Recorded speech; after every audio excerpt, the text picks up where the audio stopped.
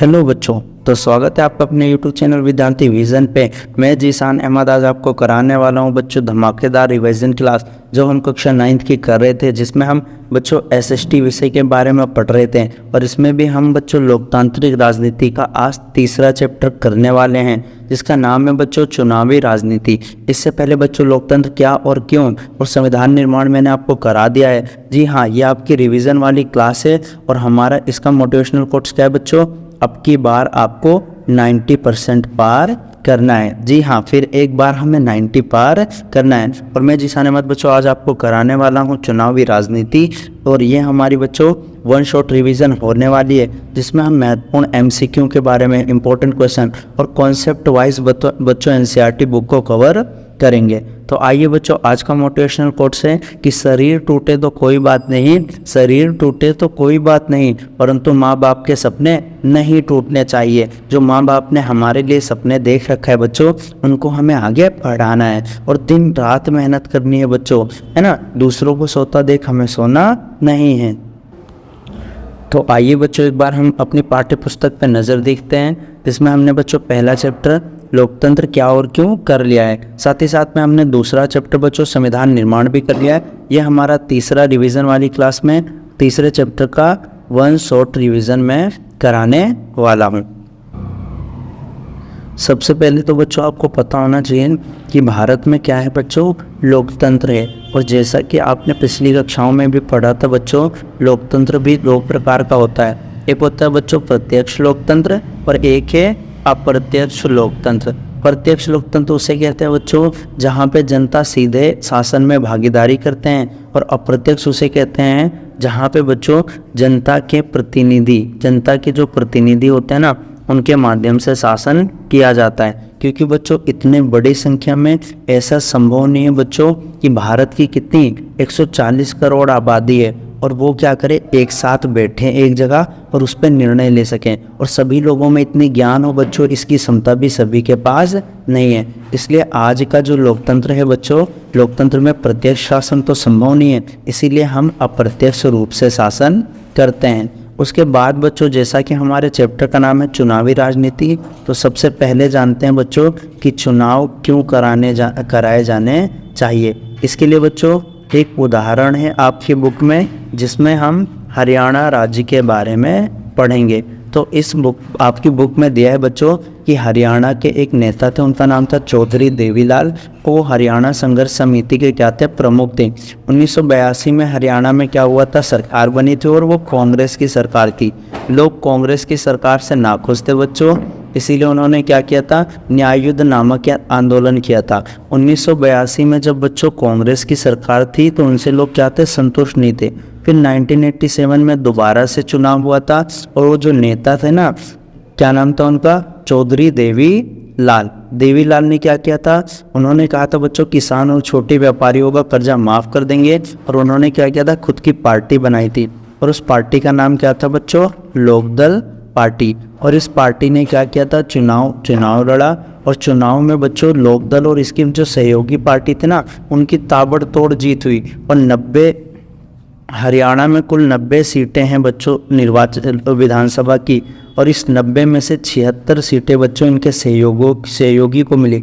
76 में से भी बच्चों टोटल 7 सीट तो अकेले लोकदल पार्टी को मिली। और राज्यपाल ने क्या किया, चौधरी देवीलाल जी को बुलाया और देवीलाल जी को क्या किया, मुख्यमंत्री की शपथ दिलाई। 4 वर्ष बाद लेकिन 1991 में बच्चों इनकी पार्टी जो है दोबारा से चुनाव हार गई। तो लोकदल पार्टी किसने बनाया था बच्चों, चौधरी देवीलाल ने, यानी देवीलाल ने क्या बनाया था, लोकदल पार्टी बनाया था। उम्मीद करता हूँ बच्चों ये कहानी आपको समझ में आ गई। तो जैसा कि आप जानते हैं, लोकतंत्र में जनमत की बहुत अहम भूमिका होती है, और उसी के आधार पर सरकारों का क्या होता है, गठन होता है। यानी सरकार क्या करती है, जनमत के आधार पे ही बनती है। भारत में जनता जो है प्रत्येक 5 वर्ष में अपने प्रतिनिधियों को चुनती है जो उनके लिए नीति निर्माण का काम करते हैं। यानी हमारे वहाँ पे बच्चों हर 5 साल में क्या होता है, हर 5 साल में चुनाव होता है, और जो चुनाव हर 5 साल में हो बच्चों उसे हम आम चुनाव कहते हैं, यानी हर 5 साल में हमारे वहाँ आम चुनाव होता है। अब हम बात करेंगे बच्चों कि चुनाव क्यों ज़रूरी है लोकतंत्र में। तो जैसा कि आप जानते हैं बच्चों कि लोकतंत्र में चुनाव होते हैं। आज 100 से भी अधिक देश ऐसे हैं जहाँ पे क्या होते हैं, चुनाव होते हैं। कई सारे ऐसे देश हैं जो लोकतांत्रिक नहीं भी हैं, लेकिन उन देशों में भी क्या होता है, चुनाव होता है। क्यों? क्योंकि ताकि वो लोग अपने प्रतिनिधियों को चुन सकें और उन प्रतिनिधियों के माध्यम से वो शासन कर सकें। आइए बच्चों अगला जानते हैं हम कि चुनाव की हमारी प्रणाली क्या है, प्रणाली क्या है। तो जैसा कि आप जानते हैं बच्चों कि हमारे वहाँ पे लोकसभा का भी चुनाव होता है, साथ ही साथ में विधानसभा का भी चुनाव होता है, यानी लोकसभा विधानसभा दोनों का चुनाव होता है और हर 5 साल में होता है बच्चों। हर 5 साल में लोकसभा और विधानसभा का चुनाव होता है। यदि आपसे पूछे बच्चों आम चुनाव किसे कहते हैं, आम चुनाव का मतलब होता है जो हर 5 साल में हो, हर 5 साल में होने वाले चुनाव को हम आम चुनाव कहते हैं। कई बार बच्चों उपचुनाव भी होता है, एक उपचुनाव होता है और एक होता है बच्चों मध्यावधि चुनाव। उपचुनाव और मध्यावधि चुनाव भी होता है। यदि पूछे चुनाव 3 प्रकार के, आम चुनाव, उपचुनाव और मध्यावधि चुनाव। उपचुनाव मध्यावधि चुनाव का मतलब है बच्चों जब सदस्य की मृत्यु या इस्तीफा दे देते हैं तो मध्यावधि या उपचुनाव कराए जाते हैं। और जैसा कि आप जानते हैं बच्चों कि हमारे वहाँ पे इस प्रकार की चुनाव होती है और हर 5 साल में होता है, लोकसभा का भी और विधानसभा की। लोकसभा और विधानसभा में बच्चों सदस्य होते हैं। जैसे लोकसभा के जो सदस्य होते हैं उनको सांसद कहा जाता है या संसद कहा जाता है या MP यानी मेंबर ऑफ पार्लियामेंट कहा जाता है। जो विधानसभा के सदस्य होते हैं बच्चों उनको MLA यानी विधायक कहा जाता है। यदि क्वेश्चन आए बच्चों विधायक किसे कहते हैं तो विधानसभा के सदस्य को विधायक कहते हैं। MLA का फुल फॉर्म क्या है, member of legislative assembly. MLA का फुल फॉर्म, MP का क्या है, मेंबर ऑफ पार्लियामेंट। तो देखिए बच्चों हर 5 साल के बाद जो चुनाव होता है उन्हें आम चुनाव कहते हैं। निश्चित समय से पूर्व लोकसभा या विधानसभा भंग होने पर मध्यावधि चुनाव होता है। यानी मध्यावधि चुनाव किसे कहते हैं, जब हमारी लोकसभा या राज्यसभा भंग हो जाती है और किसी सदस्य की मृत्यु या इस्तीफे पे, मान लीजिए बच्चों मृत्यु हो गई या इस्तीफा हो गया, तो जो चुनाव होता है उसे हम उपचुनाव कहते हैं। और चुनाव के उद्देश्य से देश को क्या है, अनेक क्षेत्रों में बांट दिया जाता है। इन्हीं को हम निर्वाचन क्षेत्र कहते हैं। तो यानी अगर पूछे बच्चों निर्वाचन क्षेत्र किसे कहते हैं, निर्वाचन क्षेत्र।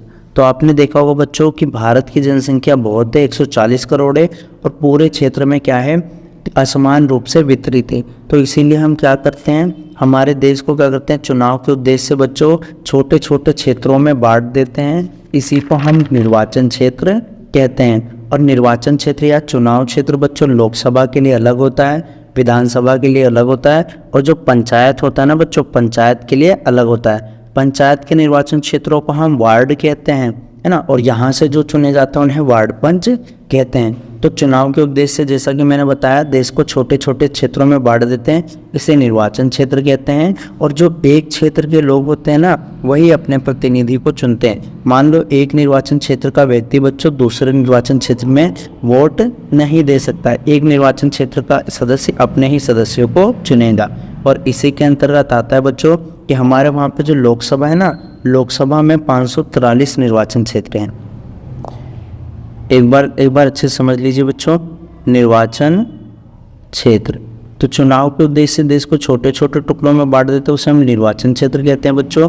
और जैसा कि आप जानते हैं हमारे वहाँ लोकसभा का चुनाव हर 5 साल में होता है और यहाँ पे 543 कुल निर्वाचन क्षेत्र कितने हैं बच्चों, 543 निर्वाचन क्षेत्र हैं। और जो इन 543 में से जो लोकसभा या संसद के सदस्य हैं इन्हें बच्चों सांसद कहते हैं। राज्यों में क्या होता है, राज्य की जो विधानसभा होती है ना, राज्य में होती है बच्चों विधानसभा, और इन विधानसभा के सदस्यों को बच्चों विधायक कहते हैं। और ये भी निर्वाचन क्षेत्रों के माध्यम से चुनकर आते हैं। ठीक इसी प्रकार बच्चों पंचायत और नगर पंचायत में होता है, उनको हम वार्ड कहते हैं। और हर निर्वाचन क्षेत्र में बच्चों क्या है, समान प्रतिनिधि पाए जाते हैं, यानी वो एक समान वोटर पाए जाते हैं। अब हमारे वहाँ 543 निर्वाचन क्षेत्र है बच्चों लोकसभा में, लेकिन इसमें भी क्या है, आरक्षित निर्वाचन क्षेत्र है, आरक्षित क्षेत्र है।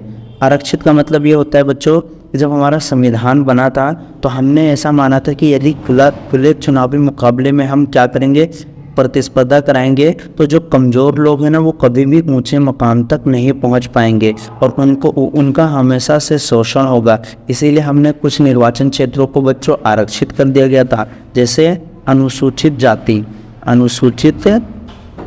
जाति।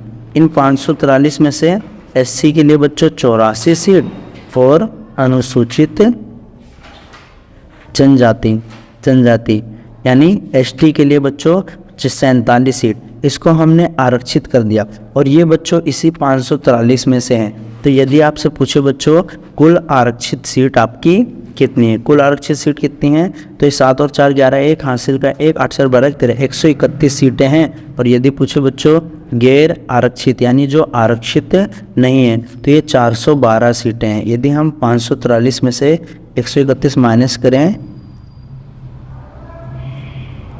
तो ये 412 सीटें ऐसी है बच्चों जो गैर आरक्षित हैं। तो आपके एग्जाम में पूछ सकता है बच्चों लोकसभा में कुल सीट कितनी है, 543 हैं और अनुसूचित जाति की एससी की 84, एसटी की कितनी है 47 है। कुल आरक्षित 131 और गैर आरक्षित कितनी है बच्चों 412 सीटें क्या हैं, गैर आरक्षित हैं। राज्य की जो निर्वाचन क्षेत्र से जो विधानसभा चुना जाता है उन्हें विधायक कहते हैं, यानी कि बच्चों MLA member of legislative assembly. और लोकसभा के सदस्यों को क्या कहते हैं, सांसद यानी संसद कहते हैं। आरक्षित किन किया जाता है बच्चों, मैंने बता दिया आपको, तो आपको ध्यान रखना है। अब आता है बच्चों कि हमारे वहाँ निर्वाचन क्षेत्र भी एक सबसे बड़ा निर्वाचन क्षेत्र है और एक सबसे छोटा है। तो छोटे में आपको याद करना है बच्चों चांदनी चौक भारत का सबसे छोटा निर्वाचन क्षेत्र है और बड़े में बच्चों लद्दाख हमारा भारत का सबसे बड़ा निर्वाचन क्षेत्र है। तो ये महत्वपूर्ण फैक्ट्स आपको याद करने हैं।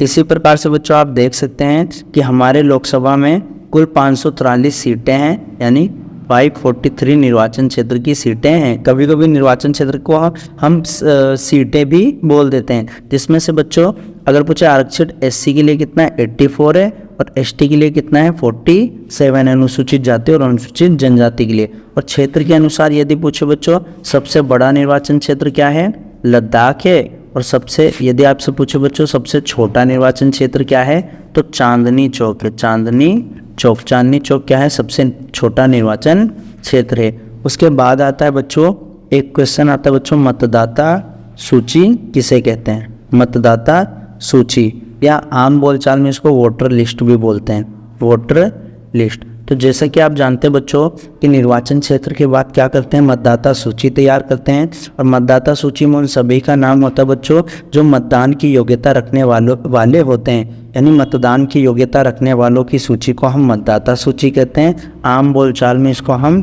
वोटर लिस्ट कहते हैं, यानी मतदान की योग्यता रखने वालों की सूची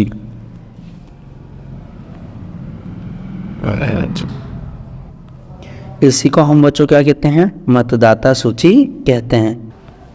और इसमें बच्चों कौन होते हैं, जो 18 वर्ष के से ऊपर के लोग होते हैं, चाहे वो किसी भी जाति के हों, किसी भी धर्म के हों, किसी भी लिंग के हों, उनका नाम बच्चों इसमें होता है। यानी इसी को हम क्या कहते हैं बच्चों, सार्वभौमिक वयस्क मताधिकार, सार्वभौमिक वयस्क मताधिकार कहते हैं।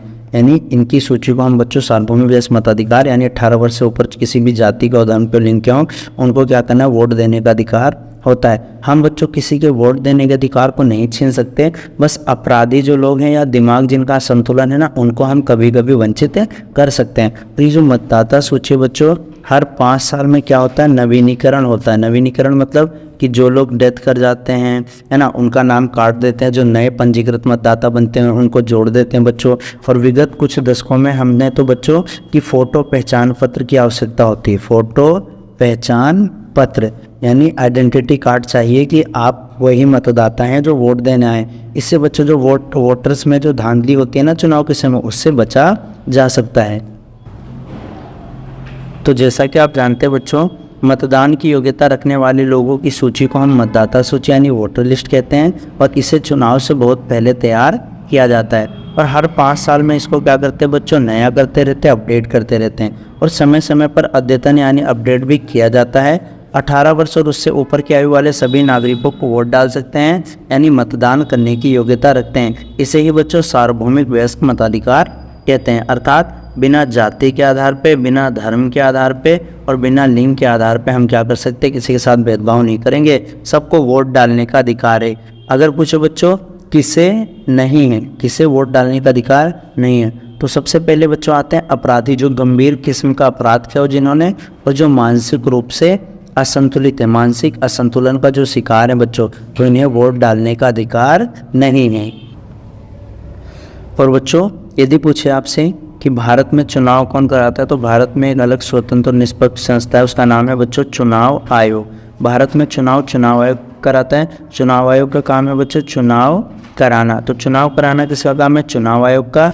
और 25 जनवरी 1950 को बना था बच्चों चुनाव आयोग। लोकसभा, राज्यसभा, राष्ट्रपति, उपराष्ट्रपति है ना, सांसद, इन सभी का चुनाव जो कराता है बच्चों वो चुनाव आयोग कराता है। सिर्फ पंचायती क्षेत्रों का चुनाव नहीं कराता, वो राज्य चुनाव आयोग कराता है। तो स्वतंत्र और निष्पक्ष जो एक संस्था है उसका नाम चुनाव आयोग है। चुनाव आयोग का काम क्या है बच्चों, चुनाव कराना। 25 जनवरी 1950 को बना था। और इसीलिए बच्चों 25 जनवरी को हम मतदाता दिवस मनाते हैं। मतदाता दिवस यानी वोटर डे मनाते हैं बच्चों। क्या मनाते हैं, वोटर डे, मतदाता दिवस मनाते हैं बच्चों। कब, 25 जनवरी 1950 से हम, क्योंकि 25 जनवरी को ही बना था चुनाव आयोग। और इसका काम क्या है बच्चों, चुनाव कराना, स्वतंत्र और निष्पक्ष चुनाव कराना, चुनाव की धांधली को रोकना, ये सभी काम इसका है। उसके बाद बच्चों क्या होता है कि जब चुनाव क्षेत्र हो जाता है, आरक्षित घोषित की जाती है मतदाता सूची, अगला आता है बच्चों कि चुनाव अभियान चलाया जाता है। चुनाव अभियान किसे कहते हैं बच्चों, जान लें, चुनाव अभियान। अब लोग क्या करते हैं बच्चों, राजनीतिक पार्टियां क्या करती है बच्चों, चुनाव अभियान करती हैं।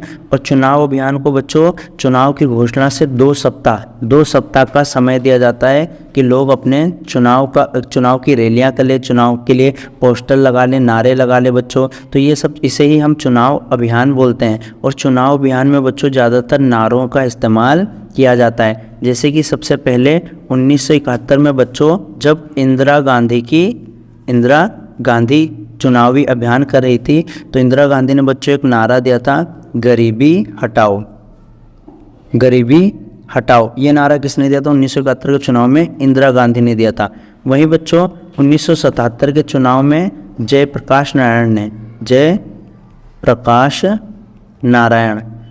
ने एक नारा दिया था बच्चों, उसका नाम था कि लोकतंत्र बचाओ, क्योंकि इंदिरा गांधी ने उस टाइम पे बच्चों आपातकाल लागू कर दिया गया था। तीसरा था बच्चों वामपंथी दल ने, जो कि बंगाल में था बच्चों, उसने एक नारा दिया था कि जो जमीन है ना वो जोतने वालों की, ये नारा बच्चों वामपंथी दल ने दिया था। और चौथा आएगा बच्चों जो कि आंध्र प्रदेश के चुनाव से रिलेटेड है। आंध्र प्रदेश में एक तेलुगु देशम पार्टी बच्चों आंध्र प्रदेश में है। और उसके नेता थे बच्चों एक एनटी राव, क्या नाम था, एनटी रामाराव। और इन्होंने तेलुगु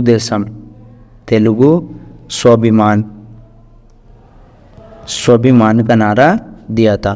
तो ये प्रमुख नारे हैं। 1971 में इंदिरा गांधी ने बच्चों गरीबी हटाओ का नारा दिया। 77 में जयप्रकाश नारायण ने लोकतंत्र बचाओ का नारा दिया। वामपंथी दल ने जमीन जोतने वालों का हो। आंध्र प्रदेश में तेलुगु देशम पार्टी एनटी रामाराव ने तेलुगु स्वाभिमान का नारा दिया था। तो भारत में चुनाव संपन्न कराने का कार्य बच्चों निष्पक्ष और स्वतंत्र इकाई, जिसका नाम क्या है, चुनाव आयोग, वो कराता है। चुनाव आयोग कब बना था बच्चों, 25 जनवरी 1950 में चुनाव आयोग बना है। चुनावी नारे बच्चों गरीबी हटाओ इंदिरा गांधी ने दिया, लोकतंत्र बचाओ जनता पार्टी ने, जमीन जोतने वालों की वामपंथी दल ने, और तेलुगु देशम पार्टी के नेता ने क्या कहा था, तेलुगु हमारा स्वाभिमान। तो ये कई सारे नारे हैं बच्चों जो चुनाव अभियान के द्वारा, राजनेताओं के द्वारा दिया जाता है। अगला महत्वपूर्ण प्रश्न बच्चों क्वेश्चन है कि लोकतांत्रिक चुनाव के लिए न्यूनतम शर्तें क्या क्या होना चाहिए, यानी कैसे चुनाव को हम लोकतांत्रिक मान सकते हैं, उसका आधार क्या होना चाहिए। तो सबसे पहला आधार है बच्चों कि देश में जो प्रत्येक व्यक्ति है ना, प्रत्येक व्यक्ति को मताधिकार मिलना चाहिए। मताधिकार मतलब कि वोट डालने का अधिकार मिलना चाहिए हर एक व्यक्ति को। दूसरा आएगा बच्चों कि चुनाव में हमारे पास क्या हो, विकल्प में मौजूद हो, यानी ऐसा नहीं सिर्फ एक ही पार्टी चुनाव लड़ रही है, एक ही उम्मीदवार चुनाव लड़े, हमारे पास कई सारे विकल्प हो चुनाव में, और निश्चित अंतराल में चुनाव होना चाहिए। निश्चित अंतराल में, यदि एक बार चुनाव हो गया उसके बाद कई सालों तक चुनाव नहीं हुआ तो उसे हम लोकतांत्रिक चुनाव नहीं मानेंगे। चौथा आएगा बच्चों कि लोग जिसे चाहें चुनाव उसी का हो, चुनाव उसी का हो। ऐसा नहीं है बच्चों कि लोग वोट तो किसी और को दे रहे हैं और चुनाव किसी और का हो रहा है, जीत कोई और रहा है। और चुनाव कैसा होना चाहिए बच्चों, स्वतंत्र व निष्पक्ष होना चाहिए। स्वतंत्र व निष्पक्ष तरीके से क्या होना चाहिए बच्चों, चुनाव होना चाहिए। तो ये बच्चों आधार हैं जिसके हिसाब से हम लोकतांत्रिक चुनाव की कुछ शर्तों के बारे में हम बता सकते हैं। तो हर किसी को मताधिकार होना चाहिए, यानी जो 18 वर्ष से ऊपर है प्रत्येक व्यक्ति को मत देने के अधिकार होना चाहिए, है ना। चुनाव में विकल्प मौजूद हो, यानी जो मताधिकार है ना बच्चों वो उम्मीदवार भी बन सकता है, लेकिन इसके लिए फ़र्क ये है बच्चों कि वोट देने के लिए उम्र चाहिए 18 वर्ष, चुनाव लड़ने को उम्र चाहिए बच्चों 25 वर्ष, यानी 25 वर्ष के बाद हम कोई सा भी चुनाव लड़ सकते हैं। नियमित अंतराल पे चुनाव हो बच्चों, जैसे हर 5 वर्ष में आम चुनाव होता है तो हर 5 वर्ष में होना चाहिए। वास्तविक रूप से चुनाव हो, यानी वोट उसी को मिले जिसको जनता दे रही है। ऐसा नहीं है कि हम वोट किसी और को दे रहे, लोग चाह तो किसी और के लिए लेकिन बंद कोई और रहा है। स्वतंत्र और निष्पक्ष रूप से चुनाव हो, चुनाव में धांधली ना हो बच्चों, तो इसी को हम लोकतांत्रिक चुनाव की कुछ न्यूनतम शर्तें कहते हैं। अगला है बच्चों कि चुनाव प्रक्रिया के अलग अलग चरण क्या क्या हैं। तो सबसे पहला तो चरण होता है चुनाव में कि चुनाव की घोषणा होती है। चुनाव की घोषणा होती है, यानी कि चुनाव होगा अब हमारे वहाँ पे और कितना 5 साल पूरे हो गए, तो सबसे पहले क्या होता है, चुनाव की क्या होती है बच्चों, घोषणा होती है ना। और हमारे वहाँ लोकसभा विधानसभा के चुनाव क्या होते हैं, हर 5 साल में होते हैं। तो 5 साल के बाद तो बच्चों समय आ ही जाता है। और चुनाव भी कई प्रकार के होते हैं, आम चुनाव, उपचुनाव, मध्यावधि चुनाव, जिनके बारे में मैंने आपको बता दिया बच्चों। उसके बाद दूसरा क्या होता है, जो प्रत्याशी होते हैं ना, प्रत्याशी, उन प्रत्याशियों का चयन किया जाता है। चयन का मतलब क्या है बच्चों, उनको टिकट दिया जाता है। हर एक पार्टी क्या करती है, अपने अपने चुनाव क्षेत्र से एक उम्मीदवार को खड़ा करती है। आम बोलचाल में बच्चों इसे टिकट कहते हैं। तीसरा क्या है बच्चों, नामांकन पत्र भरा जाता है। नामांकन भरना, नामांकन भरने का मतलब है बच्चों कि जो उम्मीदवार जो है चुनाव लड़ेगा वो क्या करेगा, मतदाता है या उम्मीदवार है कोई भी जाकर वहाँ पे चुनाव आयोग में अपना नामांकन पत्र भरेगा। और हाल ही के वर्षों में बच्चों सुप्रीम कोर्ट ने क्या किया, कई सारी चीज़ ऐड किया है कि नामांकन भरते समय जो उम्मीदवार है उसको अपने आपराधिक मामलों के बारे में बताना पड़ेगा कि क्या कोई क्रिमिनल केस तो उसके ऊपर नहीं चल रहा। दूसरा, उसके परिवार और उम्मीदवार की संपत्ति के बारे में, यानी परिवार में कितनी संपत्ति है और उम्मीदवार की खुद की कितनी संपत्ति है, और उसकी शैक्षिक योग्यता, इन सभी के बारे में बताना पड़ेगा बच्चों नामांकन भरने के लिए, है ना। तो ये भी ध्यान रखना। चौथा आएगा बच्चों चुनाव चिन्हों का आवंटन, यानी उस चुनाव, उसके बाद क्या होता है, चुनाव आयोग नामांकन पत्र भरने के बाद उसको चुनाव चिन्ह देता है ना। उसके बाद पांचवा आएगा बच्चों मतदान होता है। मतदान कैसे होता है, पहले लोग पता है बैलेट पेपर से वोट देते थे, लेकिन आज बच्चों ईवीएम आ गई। ईवीएम का फुल फॉर्म होता है बच्चों इलेक्ट्रॉनिक वोटिंग मशीन, यानी ईवीएम के माध्यम से चुनाव कराया जाता है। और जब मतदान होता है ना बच्चों, तो मतदान अलग अलग सरकारी दफ्तरों या स्कूल या विद्यालय में ही होता है, और वहाँ पे हर एक पार्टी के क्या करते हैं, एजेंट बैठे रहते हैं ताकि वो देख सके कि चुनाव में किसी प्रकार की धांधली तो नहीं हो गई। चुनाव होने के बाद बच्चों ईवीएम को बंद किया जाता है और फिर एक निश्चित समय में क्या होती है बच्चों, मतों की गणना होती है। और जब मतों की गणना होती है तो उसके माध्यम से वहाँ पे सारे एजेंटों को दोबारा बुलाया जाता है कि देख लो ईवीएम अभी तक खुला नहीं, अब मत की गणना होगी। और सातवां क्या होता है बच्चों, परिणाम की घोषणा हो जाती है। तो निर्वाचन प्रक्रिया के विभिन्न चरण, चुनाव की घोषणा होती है, प्रत्याशियों का चयन, नामांकन भरना, चुनाव चिन्ह का आवंटन, मतदान, मतों की गणना और परिणाम आ जाता है। और यदि नेता ने अच्छे काम किए होंगे तो उसको अगला 5 साल और जनता देती है, और यदि उसके कार्य अच्छे नहीं लगे तो वो हटा देती है। जैसे बच्चों 1987 का हरियाणा का चुनाव था, है ना। देवीलाल क्या बन जाते बच्चों, मुख्यमंत्री बन जाते, और देवीलाल को शपथ कौन दिलाता है बच्चों, राज्यपाल दिलाता है। कौन दिलाता है, राज्यपाल दिलाते हैं। अगला हम करेंगे बच्चों कि हमें चुनाव की आवश्यकता क्यों होती है। तो जैसे कि जानते हैं बच्चों, चुनाव को ही हम क्या कहते हैं, निर्वाचन, या निर्वाचन को ही हम क्या कहते हैं बच्चों, इलेक्शन कहते हैं। और हर 5 साल में हम चुनाव करते हैं। तो आखिर हम क्यों करते हैं? चुनाव के माध्यम से हम किन्हें चुनते हैं? तो ताकि हम बच्चों हम उन्हें चुन सके जो हमारे लिए कानून बनाएंगे। यानी चुनाव करते हैं तो जो नेता होते हैं ना, यही हमारे लिए कानून बनाते हैं। हम चुन सकते हैं कि कौन सरकार बनाएगा और प्रमुख फैसले लेगा, है ना। और हम उस दल का चुनाव कर सकते हैं जिसकी नीतियां सरकार और विधि निर्माण का मार्गदर्शन करेंगी। तो ये सारी चीज़ हम चुनाव में सिर्फ नेता को ही नहीं चुनते, बल्कि हम वो चुनते हैं कि कौन हमारे लिए कानून बनाएगा, कौन हमारे लिए नीतियाँ बनाएगी, कौन विधि का निर्माण करेगा, है ना, कौन आगे चलकर सरकार बनाएगा। तो उन्हें हम चुनते हैं। जैसा कि आप जानते हैं बच्चों, सरकार के कितने अंग होते हैं? 3। सबसे पहला है बच्चों विधायिका, उसके बाद आएगा कार्यपालिका, और तीसरा आता है न्यायपालिका। तो विधायिका, कार्यपालिका और न्यायपालिका सरकार के ये 3 अंग हैं। इसमें न्यायपालिका का अलग है बच्चों, विधायिका कार्यपालिका लगभग एक से ही होता है, और विधायिका के लोगों का चुनाव हम करते हैं। अगला महत्वपूर्ण क्वेश्चन आएगा बच्चों कि स्वतंत्र और निष्पक्ष चुनाव कराने के लिए हमारे सामने क्या क्या चुनौती है। तो सबसे बड़ी चुनौती बच्चों धन बल की, कि लोग ज़्यादातर पैसों का इस्तेमाल कर रहे हैं, बहुत ज़्यादा पैसे खर्च करते हैं। तो जैसा कि आप जानते हैं बच्चों, मैंने आपको बताया था कि जो चुनाव में एक मैक्सिमम चुनाव में हम, यदि मान लो लोकसभा का चुनाव है तो उसमें हम 25 लाख रुपए तक का खर्च कर सकते हैं। और यदि राज्य की विधानसभा का चुनाव है तो वहाँ पे हम 10 लाख रुपए तक का क्या कर सकते हैं, खर्च कर सकते हैं। तो 25 लाख और 10 लाख तक का, लेकिन इससे ज़्यादा लोग चुनाव में खर्च करते हैं। तो स्वतंत्र और छोटे दलों को उम्मीदवारों हेतु प्रतिकूल परिस्थितियाँ होती हैं, यानी वो ज़्यादा बढ़ नहीं पाते। बाहुबल होता है बच्चों, जो गुंडे लोग होते हैं, आपराधिक तत्व के लोग होते हैं, वो आगे बढ़ जाते हैं। आम मतदाताओं के पास जो है कम पसंद होता है, विकल्प होता है। प्रभावी परिवार और उनके परिजन ही प्रमुख भूमिका निभाते हैं, यानी कभी कभी एक ही परिवार का शासन होता है। ये सिर्फ भारत में ही नहीं है बच्चों, कई सारे अलग अलग देशों में भी ये क्या है, चुनौतियाँ हैं।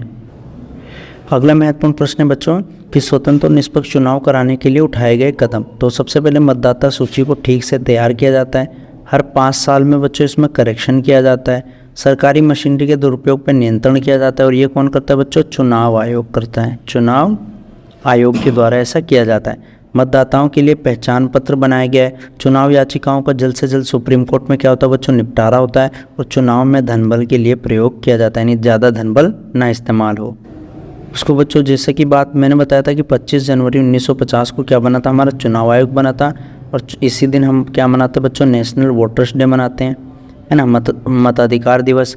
चुनाव की प्रक्रिया का संचालन करता है। आदर्श चुनाव आचार संहिता लागू करता है। आचार संहिता क्या है? वो कायदे और कानून है जो पार्टियों को मानने पड़ते हैं। चुनाव के दौरान सरकार को दिशा निर्देश दे सकता है। सरकारी अधिकारियों को अपने अधीन करता है। जैसे कि आपने देखा होगा बच्चों, जो शिक्षक होते हैं ना, वो चुनाव के टाइम पे चुनाव आयोग के काम में लग जाते हैं। और यदि इस प्रकार से यदि वो कोई धांधली करते हैं ना, तो उन पे सरकार का नियंत्रण नहीं होता, उनको वो हटा भी सकता है बच्चों चुनाव आयोग। जिन मतदान केंद्रों पर चुनाव ढंग से नहीं हुआ है वहाँ पे दोबारा मतदान कराता है। अगर चुनाव आयोग को जरा सा भी भनक लग गया बच्चों के चुनाव में धांधली हुई, तो चुनाव को रद्द कराने का काम भी किसका है? चुनाव आयोग का है। और ये बच्चों हमारी न्यायपालिका की जितनी ही क्या है, पावरफुल है। और चुनाव आयोग का बच्चों जो मुख्य चुनाव आयुक्त होता है, मुख्य चुनाव आयुक्त की नियुक्ति कौन करता है बच्चों? राष्ट्रपति करता है। लेकिन एक बार नियुक्ति होने के बाद ये किसी के प्रति जवाबदेह नहीं रहता है, ये अपने मनमानी ढंग से काम करता रहता है। तो ये भी ध्यान रखना है आपको। तो ये था बच्चों आपका चैप्टर। उम्मीद करता हूँ आपको बहुत अच्छे समझ में आ गया होगा। आइए अब हम इसके कुछ महत्वपूर्ण क्वेश्चंस को डिस्कस करेंगे जो आपके एग्जाम में आने वाले हैं। तो बच्चों पहला क्वेश्चन है कि निर्वाचन क्षेत्र किसे कहते हैं? निर्वाचन क्षेत्र, तो मैंने बताया था बच्चों कि चुनाव के उद्देश्य से देश को छोटे छोटे क्षेत्रों में बांट दिया गया है। छोटे छोटे क्षेत्रों में क्या कर दिया है? देश को छोटे छोटे क्षेत्रों में बांट दिया, इसी निर्वाचन क्षेत्र कहते हैं। भारत में 543 निर्वाचन क्षेत्र है, जिसमें से बच्चों एससी के लिए कितना है? 84 है, और एसटी के लिए कितना है? 47 निर्वाचन क्षेत्र है। अगर आपसे पूछे बच्चों आरक्षित कितनी है, दोनों को मिलाकर 131 है, और गैर आरक्षित पूछ ले बच्चों तो कितनी है? 412 है। तो ये ध्यान रखना आप। इस समय लोकसभा के चुनाव के लिए कितनी सीटें हैं? 543 है बच्चों। और अनुसूचित जाति के लिए 84, अनुसूचित जनजाति के लिए कितनी है बच्चों? 47 है। यदि पूछा आपसे सबसे बड़ा क्या है बच्चों? लद्दाख। सबसे बड़ा चुनाव क्षेत्र क्या है? लद्दाख है। और सबसे छोटा क्या चीज़ है बच्चों? तो चांदनी चौक है। चांदनी चौक सबसे छोटा निर्वाचन क्षेत्र है। मतदाता सूची किसे कहते हैं? मतदान की योग्यता रखने वाले यानी जो 18+ लोग हैं उन्हें मतदाता सूची कहते हैं। और कुछ बच्चों उम्मीदवार यानी चुनाव लड़ने के लिए कितनी उम्र होनी चाहिए? 25 वर्ष होनी चाहिए। और वोट देने के लिए कितनी होनी चाहिए? 18 वर्ष होनी चाहिए। मध्यावधि चुनाव, तो जैसा कि आप जानते हैं बच्चों, चुनाव 3 प्रकार का होता है। एक होता है आम चुनाव, एक होता है मध्यावधि चुनाव, एक होता है उपचुनाव। आम चुनाव उसे कहते हैं बच्चों जो हर 5 वर्ष में होता है। ये मध्यावधि उसे कहते हैं बच्चों जो भंग हो जाता है। और उपचुनाव उसे कहते हैं जो मृत्यु या इस्तीफे के बाद में होता है, उसे हम क्या कहते हैं? उपचुनाव कहते हैं। अगला है बच्चों क्षेत्रफल के अनुसार देश के सबसे बड़े लोकसभा निर्वाचन क्षेत्र का नाम क्या है? तो मैंने बताया था बड़ा का नाम क्या है? लद्दाख। और छोटा क्या है बच्चों? चांदनी चौक। तो देखा, तो जैसा कि इसमें आएगा सबसे बड़ा कौन है बच्चों? लद्दाख है। क्षेत्रफल के अनुसार देश का सबसे छोटा लोकसभा निर्वाचन क्षेत्र तो बता दिया बच्चों, चांदनी चौक है। उसके बाद सरकारी अधिकारी चुनाव में किस आदेश का पालन करते हैं? किसका? चुनाव आयोग का। लोकसभा में अनुसूचित जाति यानी SC के लिए कितनी सीटें बच्चों? 84। और ST के लिए कितनी हैं? 47 सीटें आरक्षित हैं। लोकसभा में अनुसूचित जनजातियों के लिए कितनी सीटें आरक्षित हैं? तो 47 हैं। निम्नलिखित रिक्त स्थानों को भरिए। गरीबी हटाओ नारा किसने दिया था बच्चों? इंदिरा गांधी ने। इंदिरा गांधी ने क्या दिया था बच्चों? गरीबी हटाओ। लोकतंत्र बचाओ बच्चों जयप्रकाश नारायण ने दिया था। जयप्रकाश नारायण ने। चौधरी देवीलाल ने देश नामक पार्टी का गठन किया था। तो जैसा कि आप जानते हैं बच्चों, लोकदल पार्टी किसने बनाई थी? चौधरी देवीलाल ने, है ना। हरियाणा में चुनाव हुआ था, 90 सीट में से बच्चों 72-76 जीते थे। अकेले 60 देवीलाल की पार्टी जीती थी लोकदल ने। भारत में आम चुनाव हर कितने 5 साल के बाद होता है। भारत में मतदान के लिए मतदाता की आयु कितनी है? 18 वर्ष है। अब उसके बाद बच्चों ये 3 से 5 अंक वाले प्रश्न हैं जिनको मैंने आपसे ऊपर जो नोट्स पढ़ाए उसमें डिस्कस किया। तो लोकतांत्रिक चुनाव के लिए ज़रूरी शर्तें क्या है ये बताना है आपको। आम चुनाव बताया था, उपचुनाव बताया था, उनके बीच में बच्चों अंतर दे देना। राजनीतिक दलों द्वारा अपनाए जाने वाले चुनाव प्रचार की विभिन्न प्रक्रियाओं का वर्णन यानी क्या क्या होता है प्रक्रियाओं में वो बताना है। उसके बाद भारत में स्वतंत्र और निष्पक्ष चुनाव कराने के लिए क्या कदम उठाए गए हैं वो बताना है बच्चों। चुनाव प्रचार की आदर्श आचार संहिता क्या है, इसके मुख्य प्रावधान क्या है बताना है। चुनावी कानूनों के अनुसार चुनावों के दौरान कोई भी उम्मीदवार या पार्टी क्या काम नहीं कर सकते हैं वो बताना है। उसके बाद बच्चों ये प्रश्न आपके एग्जाम में आ सकते हैं कि भारतीय चुनाव आयोग के क्या अधिकार हैं, भारतीय चुनाव आयोग के सामने कौन कौन सी चुनौतियां हैं, निर्वाचन प्रक्रिया के विभिन्न चरणों का वर्णन कीजिए और भारतीय चुनाव को लोकतांत्रिक क्यों माना जाता है। तो ये महत्वपूर्ण प्रश्न है बच्चों, उम्मीद करता हूँ आपको समझ में आया होगा। एक एक कॉन्सेप्ट को हमने बारीकी से डिस्कस किया है और इससे बाहर कुछ भी नहीं आने वाला है ना। तो आपको क्या करना है, आराम से वीडियो देखना है, एक एक चीज़ को लिखते जाना है, नोट्स बनाकर चलना है या साथ साथ में पढ़ते जाना है। मिलेंगे बच्चों अगले चैप्टर में, जब तक के लिए जय हिंद बच्चों।